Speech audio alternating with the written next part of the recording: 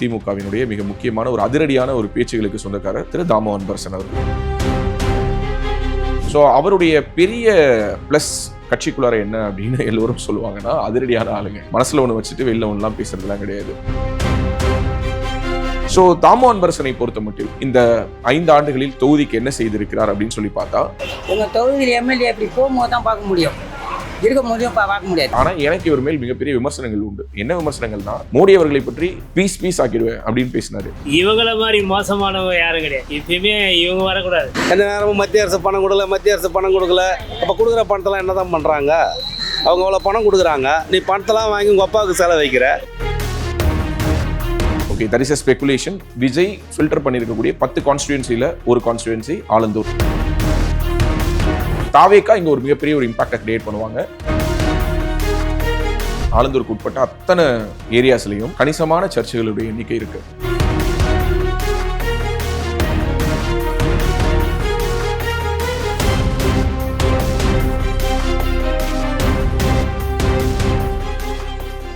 வந்தாச்சு பேசு தமிழா பேசோட தாம் தூம் தீபாவளி.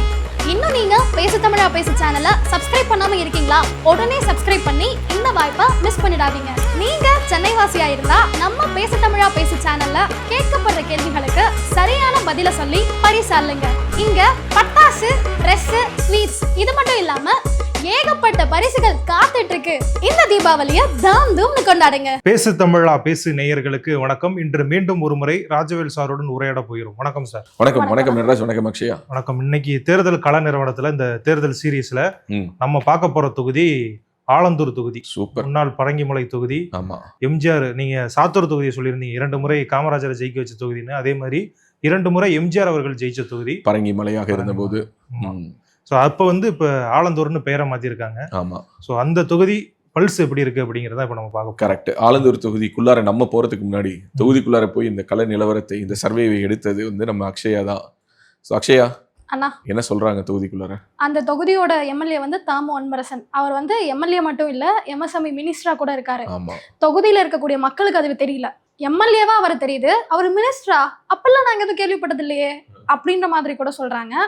அது இதை நம்ம 2 வகையா புரிஞ்சுக்கலாம். ஏன்னா அவர் அமைச்சருங்கிற பந்தா இல்லாம அவர் நடந்துக்கிறாரு அப்படின்னு கூட. அப்படி இல்ல, நீ அப்படித்தான் உருட்டுவாங்க திமுக காரங்க. சோ மக்களுக்கு தெரியல, மக்களுக்கே நம்ம தேர்ந்தெடுத்தது ஒரு எம்எல்ஏவன் இன்னும் நம்பிக்கிட்டு இருக்காங்க அப்பாவி மக்கள். ஆமாண்ணா. சிலர் அவருக்கு சப்போர்ட்டா பேசுறாங்க. ஆலந்தூர் அவரோட கோட்டை. ஏன்னா கடந்த 2 தேர்தலே அவர் தான் நிக்கிறாரு. கண்டினியூஸா 2 வின்னும் பண்ணிருக்காரு. ஆலந்தூர் திமுகவோட கோட்டை அப்படின்ற மாதிரி சொல்றாங்க. இன்னும் சிலர் அந்த கோட்டையில விழுந்துருச்சு ஓட்டை அப்படின்ற மாதிரியும் பேசுறாங்க. பயங்கர ரைமிங்கா.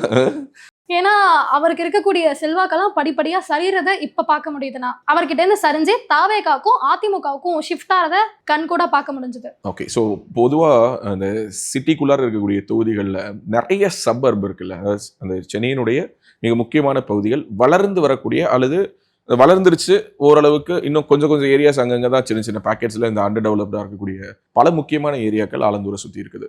குறிப்பாக இந்த ஆலந்தூர் சட்டமன்றத்துக்குள்ளார பார்த்தீங்கன்னா, நங்கநல்லூரில் தொடங்கி, மௌலிவாக்கத்தில் தொடங்கி, நீங்கள் சொன்ன மாதிரி பல்லவரத்தினுடைய சில பகுதிகள், கெருங்கம்பாக்கம், வைடாக பார்த்தோம் அப்படின்னா அது அப்படியே பெரிய ஸ்ப்ரெட்டாக இருக்குது. கிட்டத்தட்ட 4 லட்சம் வாக்காளர்கள் அந்த தொகுதியில் இருக்காங்க. ஓகே, ஸோ இந்த தொகுதியினுடைய ஹிஸ்ட்ரி அப்படின்னு சொல்லி பார்க்கும்போது இதில் திமுகவை சேர்ந்தவர்கள், அதிமுகவை சேர்ந்தவர்கள், மற்ற கட்சியினரும் மாறி வென்றிருக்கக்கூடிய. என்ன ஒரு பியூட்டினா, இது வரைக்கும் தேசிய கட்சி ஒண்ணு கூட ஜெயிக்காத தொகுதினா அது ஆலந்தூர் தொகுதி தான். கரெக்ட். காங்கிரஸ் சுதந்திர கூட ஜெயிக்கல. கரெக்ட். இன்னொரு மிக முக்கியமான விஷயம், இந்த தொகுதியினுடைய ஒரு பெரிய இதுவா நம்ம பார்க்கும்போது நம்ம ஏற்கனவே பேசியிருக்கோம். அதாவது நான் சென்னையினுடைய தொகுதிகளில் சாதியினுடைய இம்பாக்ட் என்ன அப்படின்னு சொல்லிட்டு. ஸோ இப்போ இந்த ஆலந்தூரினுடைய கரண்ட் சிட்டிங் எம்எல்ஏவா இருக்கிறவர் யாருன்னா, காஞ்சிபுரம் மாவட்ட செயலாளர், திமுகவினுடைய மிக முக்கியமான ஒரு அதிரடியான ஒரு பேச்சுகளுக்கு சொந்தக்காரர் திரு தாமோ அன்பரசன் அவர்கள். நீ சொன்ன மாதிரி தமிழ்நாட்டில் சிறு குறு தொழில்களுடைய அமைச்சராக இருக்கிறார். ஸோ அவருடைய பெரிய பிளஸ் கட்சிக்குள்ளார என்ன அப்படின்னு எல்லோரும் சொல்லுவாங்கன்னா, அதிரடியான ஆளுங்க, மனசுல ஒன்று வச்சுட்டு வெளில ஒன்றுலாம் பேசுறதுலாம் கிடையாது. அவரோட ஸ்டைல் ஆஃப் பாலிடிக்ஸே அந்த மாதிரி தான் அப்படின்னு சொல்லுவாங்க. வெட்டு 1 துண்டு 2ங்கிற மாதிரி தான் பேசக்கூடியவர் அப்படின்னு. இப்போ அவருடைய சமூகம் என்ன அப்படின்னா, அவர் முதலியார் சமூகத்தை சேர்ந்தவர். அவருடைய அப்பா தா மோகனலிங்கம்னு சொல்லிட்டு ப்ராப்பர் செங்குந்த முதலியார். அவர் ஒரு பேசிக்லி அவங்க அப்பா டெக்ஸ்டைல் இண்டஸ்ட்ரீஸ் தான் பண்ணிட்டு இருந்தாங்க. இந்த தாம்பரத்தை பத்தி நம்ம பார்க்கும்போது நம்ம பொதுவாக எப்படி எடுத்துப்போம்னா, ஃபார் எக்ஸாம்பிள் தாம்பரத்திலிருந்து அந்த எண்ட் அப்படியே சுற்றி வரக்கூடிய இடங்கள்ல நிறைய அந்த காலத்தில் என்ன இருந்திருக்குன்னா, நிறைய டெக்ஸ்டைல் இண்டஸ்ட்ரீஸ் இருந்திருக்கு.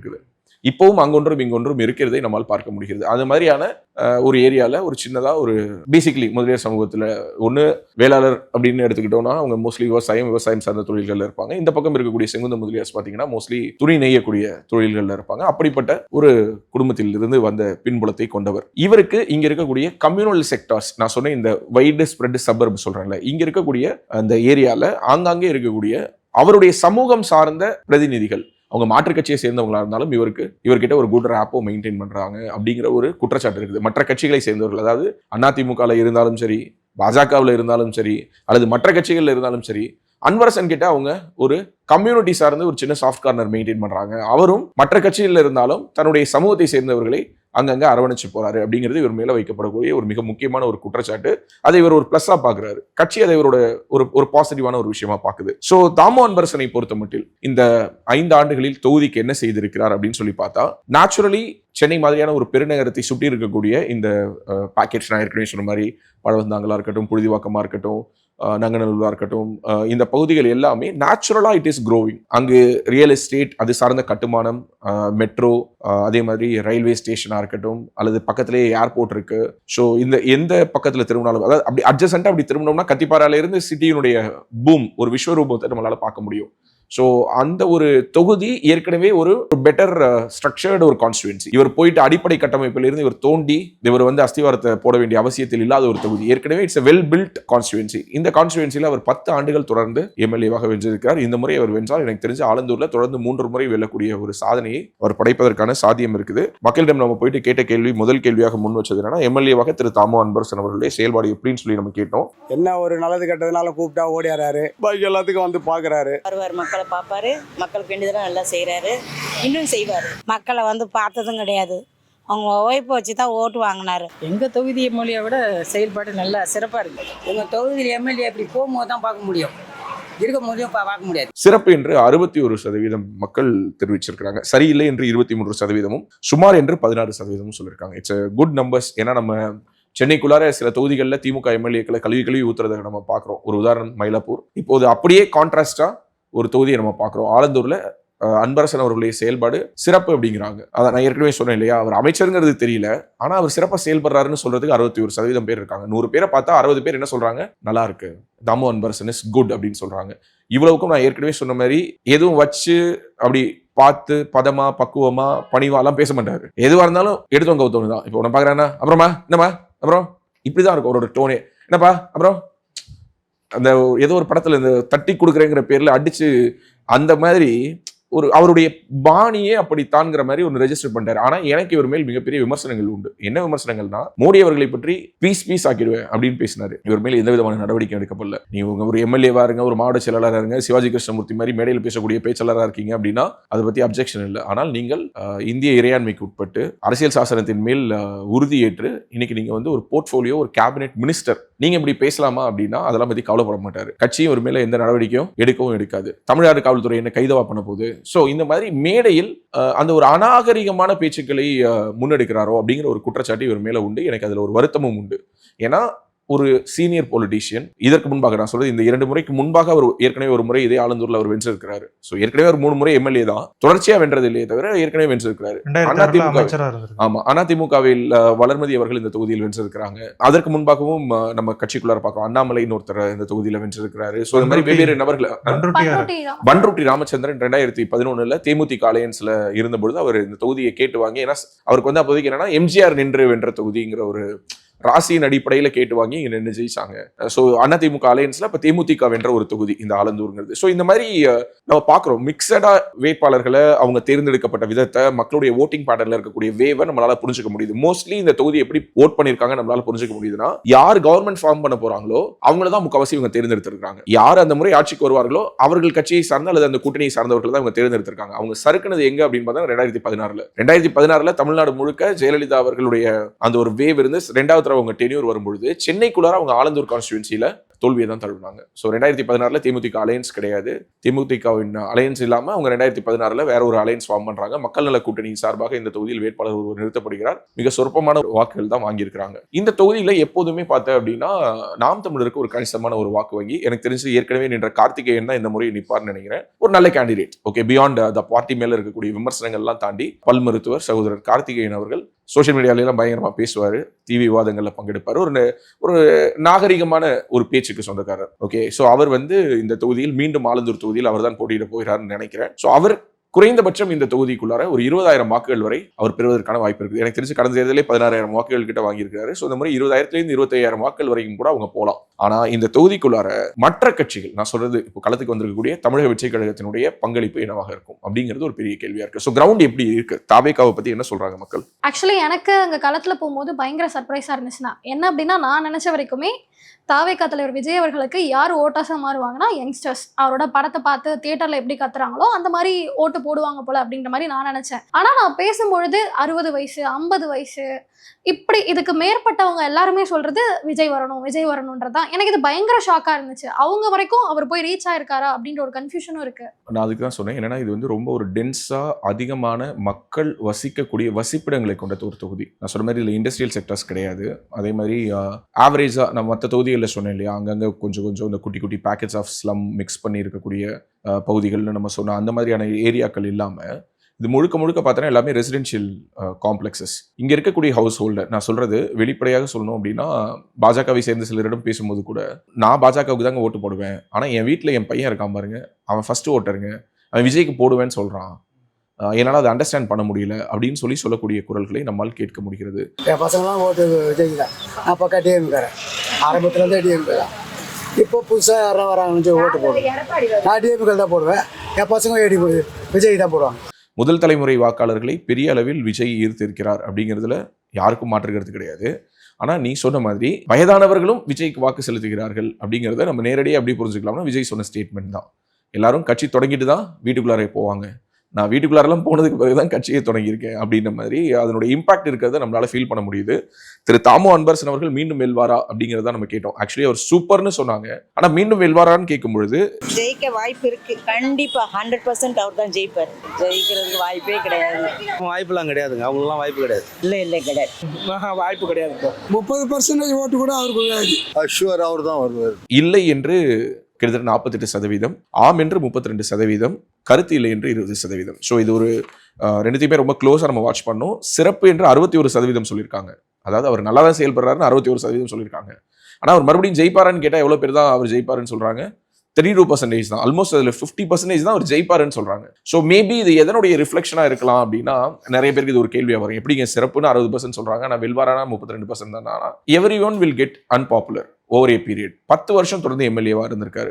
மக்களுக்கு எப்போதுமே என்ன தோணலாம், ஒரு சேஞ்ச் வேணும்னு தோணலாம். அதற்கான சாத்தியங்கள் இருக்கிறதா தான் நம்ம இதை புரிஞ்சுக்க வேண்டியதாக இருக்கு. ரெண்டாவது, மீண்டும் வெல்வாராங்கிற இடத்துல ஆட்டோமேட்டிக்காக என்ன தோணுது, இல்லைங்க நல்லா தான் பண்றாரு, பட் இருந்தாலும் நாங்கள் ஒரு சேஞ்சுக்காக ஓட் பண்றோம், நாங்கள் ஒரு புது வேட்பாளரை தேர்ந்தெடுக்கலாமான்னு யோசிக்கிறோம் அப்படிங்கிற ஒரு இடத்தை நம்மால் உணர முடிகிறது. ஸோ இந்த இடத்துல வந்து அதிமுக பாஜக கூட்டணிக்கு ஒரு சவால் இருக்குது, மிகப்பெரிய சவால் இருக்குது. இன்னும் சொல்ல போனா அவங்க வந்து மிக தீவிரமாக களப்பணியாற்றினால் தாமோ அன்பரசனுக்கு ஃபைட் தான் கொடுக்க முடியுமே தவிர, ஸ்டில் தாமோ அன்பரசனுக்கு தான் அங்கே என்ன இருக்கு, ஒரு எட்ஜ் இருக்கு. அவர் தான் வந்து அங்கே வெல்வதற்கான வாய்ப்புகள் பிரகாசமா இருக்கு. ஆனால் அவர் மீண்டும் வெல்வாரா அப்படின்னு கேட்டா, ஓவராலா பெர்ஸ்பெக்டிவ்ல அவங்களுடைய பாயிண்ட் ஆஃப் வியூ எப்படி இருக்குன்னா, ஒரு 32% ஜெயிப்பார்னு சொல்றாங்க, இல்லைன்னு ஒரு 48% சொல்றாங்க, கருத்து இல்லைன்னு 20% சொல்லியிருக்காங்க. இந்த கருத்து இல்லைன்னு சொல்ற குரூப் மிக முக்கியமான ஒரு குரூப். ஏன்னா இவங்க அந்த ஸ்விங் இவங்க தான். லாஸ்ட் மினிட்ல இவங்கெல்லாம் அப்படியே ஃப்ளோட் ஆகிட்டே இருப்பாங்க, எங்க போயிட்டு இவங்க பார்க் ஆவாங்கன்னு தெரியாது. ஸோ இந்த 20% தான் நாம் தமிழருக்கு, இந்த 20% தான் மக்கள் நீதி மையத்துக்கு, இந்த 20% தான் தாவேகாவுக்கு, இந்த மாதிரி புதிதாக வரக்கூடிய பிளேயர்ஸ்க்கு ஓட் பண்ணிட்டு இருக்கக்கூடிய வாக்காளர்கள். இந்த 20%ல எவ்வளவு அதிமுக பாஜக கூட்டணி எடுக்க போறாங்க, அல்லது தாமோ அன்பரசன் எவ்வளவு எடுக்க போறாருங்கிறது தான் அவருடைய வெற்றி உறுதி செய்யப்படுவதற்கான சாத்தியம் இருக்குது. குறைந்தபட்சம் 1 லட்சம் வாக்குகளுக்கு மேல வாங்குவாரு. ஓகே, ஓவரால் நான் சொன்ன அந்த 4 லட்சம் வாக்குகள்ல ஒரு எவ்வளவு வாக்குகள் போல் ஆகும் அப்படின்னு சொல்லி பார்த்தோன்னா, கிட்டத்தட்ட ஒரு 3.5 லட்சம் ஓட்டாவது இங்க போல் ஆகும். ஸோ 3 லட்சம் ஓட்டு போலாச்சுன்னா அதுல எவ்வளவு வாக்குகள் அவர் வாங்குவாரு, குறைந்தபட்சம் 1 லட்சம் ஓட்டுக்கு மேல வாங்குவாரு. 1லேருந்து 1.5 வரைக்கும் அவர் தொட்டுட்டாரு அப்படின்னா 200% இந்த தொகுதியில் யார் தான் மீண்டும் வெல்வதற்கான சாத்தியம் இருக்கு? தாமோ அன்பரசன் தான் வெல்வதற்கான சாத்தியம். சொல்லியிருந்தீங்க சார், 2 தடவை தொடர்ந்து எம்எல்ஏ இருக்கிறவங்க மேல ஒரு அதிருப்தி இருக்கு அப்படின்னு. அது இங்க மட்டும் இல்ல, தொடர்ந்து நம்ம மக்கள் கருத்து எடுக்கக்கூடிய எல்லா தொகுதிகளிலுமே அவங்க வந்து ஓரளவுக்கு நல்லா தான் செயல்பட்டு இருக்காங்க, ஆனாலுமே நம்ம அங்க வந்து அவர்கிட்ட இது எதிர்பார்த்தோம், அது கிடைக்கல அப்படின்னு பர்டிகுலர் விஷயங்களை சொல்லி அவங்க கிடைக்காதான் கேட்கறாங்களே தவிர அவங்களுடைய செயல்பாடு நல்லா இருந்தாலும் அது அவங்களுக்கு மைனஸா தான் இருக்கு. இப்போ தாமோன்பரசனை பொறுத்த வரைக்கும் இன்னொரு மிக முக்கியமான விஷயம் என்னன்னா, இப்போ அவருடைய அந்த ஒட்டுமொத்த சட்டமன்றத்துக்குள்ளார இருக்கக்கூடிய இந்த கவுன்சிலர்ஸ் இருக்காங்கல்ல, மற்ற சட்டமன்ற உறுப்பினர்கள் வந்து அவங்க சட்டமன்ற தொகுதிக்குள்ளார இருக்கக்கூடிய கவுன்சிலர்ஸை வந்து ஓரளவுக்கு ஃப்ரீயா விட்டுருவாங்க. இவர் அப்படி கிடையாது. அங்கே லோக்கல்ல ஒரு இஷ்யூ இருந்ததுன்னா உடனடியாக இவருடைய கவனத்துக்கு வந்தது அப்படின்னா கவுன்சிலர்லாம் பார்க்க மாட்டாரு, லெஃப்ட் ரைட் வாங்குவார். சொந்த கட்சிக்காரனா இருந்தாலும் சரி. மற்ற கட்சிகளை சேர்ந்தவங்களும் இவங்க நான் சொன்ன இந்த இதுல வந்து சில பேரூராட்சிகள், சிறப்பு நிலை பஞ்சாயத்துகள் இதெல்லாம் இருக்கு. நான் சொன்ன இந்த ஒட்டுமொத்த இவருடைய சட்டமன்ற தொகுதிக்குள்ளார அங்கெல்லாம் இவங்க என்ன பண்றாரு அப்படின்னா மற்ற கட்சிகள்ல இருந்து வென்றிருக்காங்க. அதாவது அதிமுகல இருந்து அவங்க வார்டு உறுப்பினராக எலெக்ட் ஆயிருப்பாங்க, மற்ற கட்சிகள்ல இருந்து வென்றிருப்பாங்க. அவங்க எல்லாரையும் கூப்பிட்டு அவங்கள்ட்டையும் அதே டீலிங் தான். ஓகே, அதாவது என்னன்னா தன்னுடைய காதுக்கு வரக்கூடிய செய்திகளை உடனடியாக அட்ரஸ் பண்ணிடுறது அப்படிங்கிறது அவருடைய ஒரு ஸ்பெஷாலிட்டி. இன்னொரு மிக முக்கியமான விஷயம் என்னன்னா, நான் சொன்ன மாதிரி மற்ற கட்சிகள், மாற்று கட்சிகளை சேர்ந்தவர்கள் அப்படின்னு பார்க்காம இந்த தொழில போயிட்டு இடையூறு பண்றது கிடையாது. அவங்க அங்க லோக்கல்ல ஒரு பிசினஸ் பண்ணிட்டு இருக்காங்க, அங்க போயிட்டு மிரட்டுறது, அங்க போயிட்டு அரட்டுறது, உருட்டுறது, இந்த வேலையெல்லாம் பண்ணக்கூடாதுங்கிறத ஒரு ஸ்டாண்டர்டான ஒரு பிளாங்கெட் கம்யூனிகேஷனா கொடுத்திருக்காரு. அதை மீறி ஏதாவது ஒன்று நடக்குது அப்படின்னு சொல்லி அவருடைய கவனத்துக்கு வந்தா அதை உடனடியாக என்ன பண்றாரு அன்பரசன், அதை அட்ரஸ் பண்றாரு. ஸோ நமக்கு அவரை பிடிக்கல, நமக்கு திமுக ஜெயிக்கணும் ஜெயிக்கல அப்படிலாம் தாண்டி உண்மையான கள நிலவரம் என்னவோ அதை கள நிலவரமா சொல்லணும். ஸோ அதெல்லாம் அவருடைய ஒரு பிளஸ் பாயிண்ட். ஏன்னா அங்கே இப்போ ஒரு சில தொகுதிகளுக்குலாம் நம்ம போகும்பொழுது சிவகாசி, விருதுநகர் சைட்லாம் தொழில் பண்ண விட மாட்டேங்கிறாங்க அப்படிங்கிற ஒரு குற்றச்சாட்டுகள்லாம் இருந்தது நம்மளால பார்க்க முடிஞ்சது. இங்கெல்லாம் அப்படி இல்லை. அவர் வந்து இருக்குங்க, கவுன்சிலர்லாம் ஓரளவுக்கு இருக்காங்க, நியாயமா நடந்துக்கிறாங்க. அதாவது மற்ற ஊர்கள் மாதிரி மிரட்டி வாங்குறது. என்கிட்ட என்ன சில சின்ன கடையா இருக்கும், இல்ல சின்ன பிசினஸ் பண்றவங்க கிட்ட நான் போய் கேட்கும் போது என்ன சொன்னாங்கன்னா, அவர் எங்களுக்கு சப்போர்ட் பண்றாரு, ஏதாவது எங்களுக்கு ஒரு பிரச்சனை, இது இஷ்யூ இருக்கு அப்படின்னு அட்ரஸ் பண்ணோம்னா உடனே அதை சால்வ் பண்றாரு அப்படின்ற மாதிரி அவங்களாவே ஓபன் ஸ்டேட்மெண்ட்லாம் கொடுத்தாங்க. இன்னொன்னு இவர் வந்து இந்த திமுக பேசக்கூடிய அந்த திராவிடத்தை, அந்த ஒரு கட்சி பெருமையை பேசும்பொழுது எங்கேயுமே என்ன பேச மாட்டாருன்னா கடவுள் மறுப்பு பேச மாட்டாரு. பேசிக்கலி கடவுள் கும்பிடக்கூடியவர், கோவிலா போகக்கூடியவர், நிறைய கோவில்களுக்கு செய்யக்கூடிய இந்த மாதிரியான வேலைகள்லாம் பண்ணக்கூடியவர், தன்னுடைய சமூக அடையாளத்தை மறைச்சிக்காம எங்க முதலியார் சங்க கூட்டம் நடந்ததுனாலும் உடனடியாக போயிடுவாரு. ஸோ அதெல்லாம் அவர் வந்து பாதர் பண்றதே கிடையாது. ஆமா, திமுக ஜாதி இல்ல, பெரியார் வழி வந்தவர்கள் அப்படின்லாம் கிடையாது. திமுகங்கிறது ஒரு பிரைட். அவரை பொறுத்த வரைக்கும் திமுகவுக்கு வந்து ரூட் பெரியார் கிட்டே இருந்து வந்துச்சு, திராவிடர் கழகத்திலேருந்து வந்தது, கடவுள் மறுப்பை கொள்கை வந்தது, இதெல்லாம் பத்தி அவர் பெருசா பேச மாட்டாரு. ஆனா திமுகங்கிறது ஒரு பிரைடு. திமுக மாதிரி நாங்க யாரு, எங்களை விட யார் இந்த தமிழ்நாட்டுக்கு என்ன பண்ணாங்க அப்படின்னு சொல்லிட்டு அந்த திமுக கட்சிக்காரனா ஒரு திமுக கெத்து, தாத்தா காலத்து திமுக சொல்லுவாங்கல்ல, அந்த மாதிரியான ஒரு பிரைட் ஃபேக்டர் கொண்டவர் ஓரளவுக்கு அந்த தொகுதிக்குள்ளார நியாயமாக நடக்க வேண்டிய வேலைகளை செய்ததுனாலும், நான் ஏற்கனவே சொன்ன மாதிரி அந்த தொகுதியே ஒரு நேச்சுரலி டெவலப்பிங் கான்ஸ்டிடுவன்சி. அதனால வந்து அது இவருடைய செயல்பாடுகள்ல இம்பாக்ட் ஆகிருக்கிறத நம்ம பார்க்கிறோம். ஸோ அடுத்ததாக மக்களிடம் திமுகவினுடைய ஆட்சி எப்படி இருக்குது அப்படிங்கறத நம்ம ஒரு கேள்வியா முன் வச்சிருந்தோம். இவங்கள மாதிரி மோசமானவங்க யாரும் கிடையாது. இப்பயுமே இவங்க வரக்கூடாது. அம்மா உணவத்தை படிப்படியா மூடிட்டாங்க. இந்த திமுகவோட அதிமுக எவ்வளவு தேவலாம். ரவுடிசம் அதிகரிக்குது, அதுக்கப்புறம் எக்ஸட்ரா நிறையா இருக்கு, எல்லாம் ஓப்பனாக சொல்ல முடியாது. எந்த நேரமும் மத்திய அரசு பணம் கொடுக்கல. அப்போ கொடுக்குற பணத்தெல்லாம் என்ன தான் பண்றாங்க? அவங்க அவ்வளோ பணம் கொடுக்குறாங்க, நீ பணத்தெல்லாம் வாங்கி உங்க அப்பாவுக்கு செலவு வைக்கிற. சரியில்லை என்று 52%, சிறப்பு என்று 36%, பரவாயில்லை என்று 12% சொல்லியிருக்காங்க. இதுதான் ரொம்ப முக்கியமான விஷயம். இங்கு எம்எல்ஏ பாப்புலரா இருக்காரு, ஆனா கவர்மெண்ட்டுடைய நேம் அப்படிங்கிறது வந்து அவரை விட கம்மியா இருக்குது. ஓகே, ஸோ எம்எல்ஏ சிறப்பாக செயல்பட்டாருங்கிறாங்க, ஆனா கட்சி ஓவராலா இந்த திமுகவினுடைய ஆட்சி எப்படி செயல்படுது அப்படின்னு பார்த்தா 36%. But I won't say it's very poor percentage நான் சொல்ல மாட்டேன். ஏன்னா திமுக 5 ஆண்டுகள்ல அவங்க கிரியேட் பண்ண இம்பாக்ட், அவங்க பண்ண நெகட்டிவான விஷயங்கள் அல்லது அவங்க மேல வைக்கப்பட்ட அந்த நெகட்டிவ் விமர்சனங்கள் எல்லாமே சென்னை மாதிரியான பெருநகரங்கள்ல தான், சோஷியல் மீடியாக்கள்ல தான் பெரிதாக விவாதிக்கப்படுது. இது அதிகமாக சோஷியல் மீடியா பெனட்ரேஷன் இருக்கக்கூடிய ஒரு கான்ஸ்டிடுவன்சி. அவ்வளோ பெனட்ரேஷன் இருக்கக்கூடிய கான்ஸ்டிடுவன்சிலேயே இவ்வளவுதான் நெகட்டிவிட்டி இருக்கு. ஸோ இந்த இண்டிகேட்டரை நம்ம ரொம்ப முக்கியமா நோட் பண்ணுவோம். ஏன்னா அங்கு ஒரு சரியான ஒரு ஆப்போனன்ட் இல்ல, அங்கு ஒரு மிகவும் ஒரு ஸ்ட்ராங்கான ஒரு ஃபேஸை அதிமுக கிரியேட் பண்ணாம மிஸ் பண்ணிடுச்சு.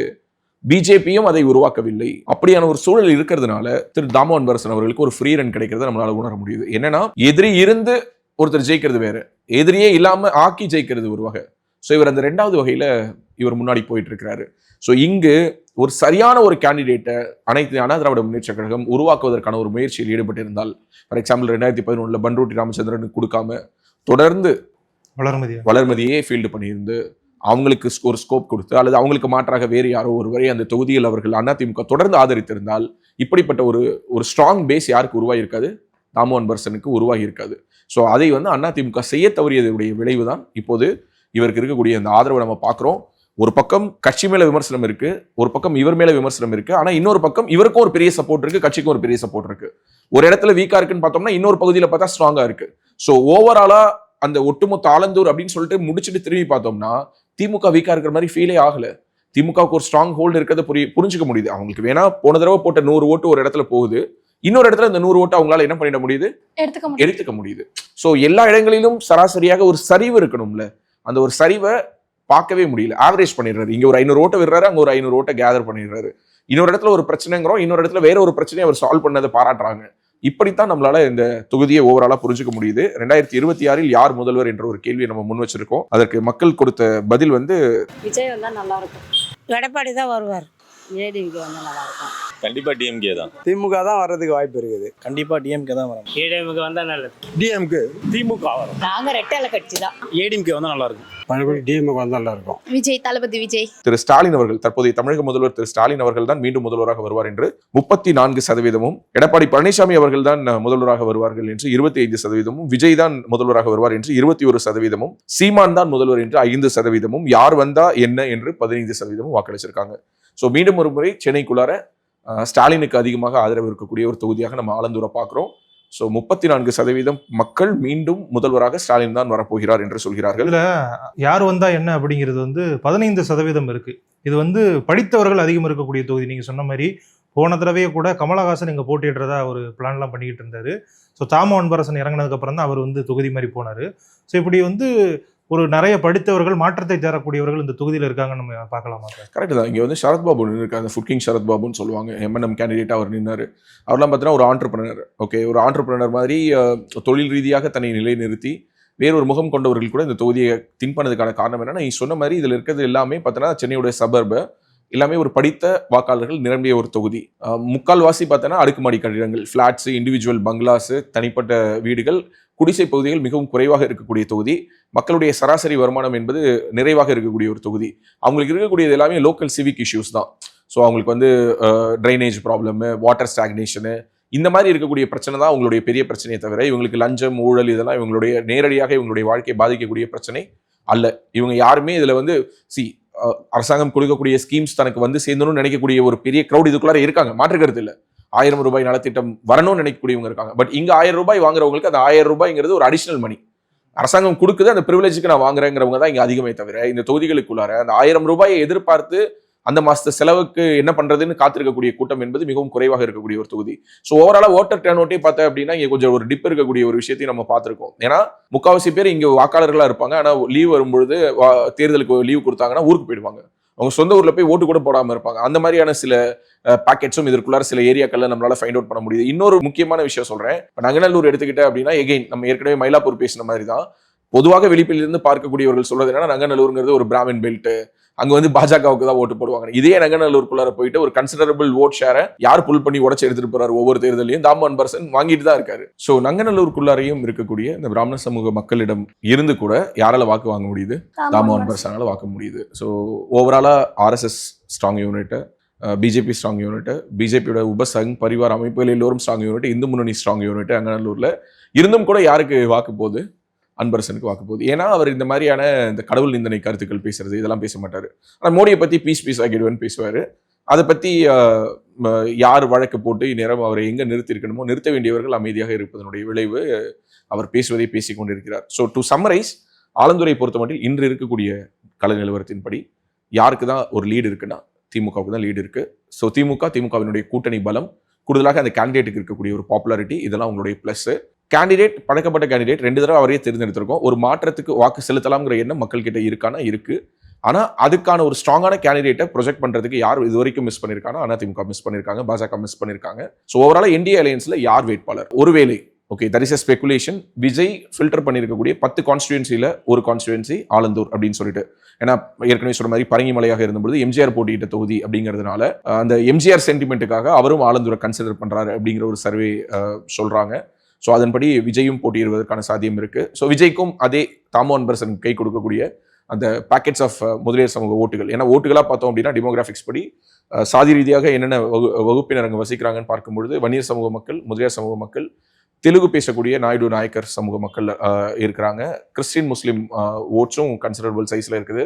அதே மாதிரி பட்டியல் சமூக மக்களும் அதிகமாக இருக்கிறாங்க. ஸ்ரீபெரும்புதூர் லோக்சபால வருதுன்னு நினைக்கிறேன், if I am not wrong. So ஓவராலா நம்ம புரிஞ்சுக்க வேண்டியது என்னன்னா, ஆலந்தூர் திமுகவுக்கு இன்னைக்கு பாசிட்டிவ். மீதம் இருக்கக்கூடிய 7 மாசம் 8 மாசத்துல ஒரு ட்ரெண்டாவே ஒண்ணு மாறுது. தமிழ்நாடு முழுக்க திமுக எதிர்ப்பலை வீசுனுச்சுன்னா அந்த எதிர்ப்பலை எங்கும் வீசலாம், ஆலந்தூர்லையும் வீசலாம். ஆனால் அதை தாண்டி இந்த 7 மாசத்துக்குள்ளார ஒரு மிகப்பெரிய ஒரு தலைகீழ் மாற்றம் வரும், இந்த தொகுதி அப்படியே புரட்டி போட்டுரும், அதிமுக வந்து கபலீகரம் செய்திரும் அப்படின்னு சொல்ல முடியாத ஒரு தொகுதியா இருக்கு. Let us accept the reality. It's a weak constituency for NDA. So NDA இங்கு வெல்வதற்கான வாய்ப்புகள் குறைவு.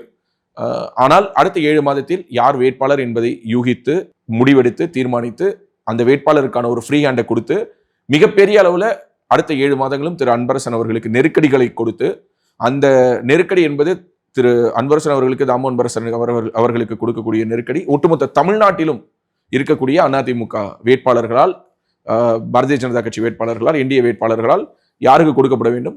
திமுகவுக்கு கொடுக்கப்பட வேண்டும். ஓவராலா அந்த அழுத்தம் ரிஃப்ளெக்ட் ஆகணும். ரிஃப்ளெக்ட் ஆச்சுன்னா ஆலந்தூர்ல முடிவு மாறலாம் அப்படிதான் சொல்ல முடியுது. தாவேக்கா இங்க ஒரு மிகப்பெரிய ஒரு இம்பாக்டை கிரியேட் பண்ணுவாங்க. இன்னைக்கு களத்துல அவங்களுக்கு ஒரு 30,000 ஓட்டு இருக்கக்கூடிய ஒரு கான்ஸ்டிடுவன்சியா இது இருக்குது. 30,000 ஓட்ஸ் வந்து இன்னைக்கு சாலிடா அவங்க எடுப்பாங்க. 30,000க்கு மேல எவ்வளோ?